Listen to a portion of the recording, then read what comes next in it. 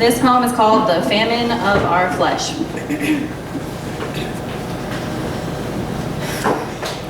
He tells me I give the best hugs.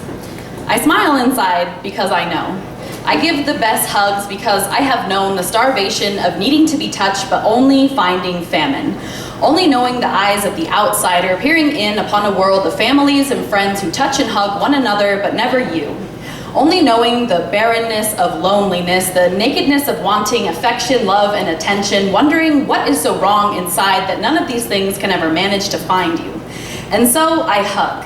I hug everyone as I always wanted to be hugged, as though I was loved. I hug as though it could be our last, even when it is only our first, because you can never know what might happen or what someone might need within any given moment. Maybe they need to feel loved, to feel seen, and so I hug. I hug as though your backbones could disintegrate in any moment, leaving you hopeless. As though this hug might be our last hope, our last chance to save one another, to truly see each other, our last chance to dance upon the earth below us, because, let's be honest, anyone might drop the bomb at any moment.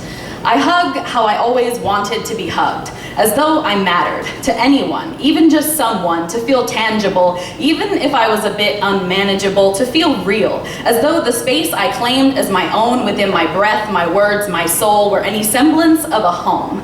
I hug because I know the doorways of destitution, the hallways of hollow hands, how long before death we can die incalculable times whilst still alive, alone, within the famine of our flesh, bereft, outnumbered by nonsense, outran by our own hands, struggling in our learning to juggle without them, in a world we cannot find it within ourselves to take a stand against, the famine running rampant within the splinters of our severed hearts, the manufactured walls that keep our homes built so closely yet our worlds so very far apart, a stand against the stories we tell ourselves and one another, and our differences and our shame, the famine which binds us to our hearths in our great forgetting of how we are actually all just one and the same.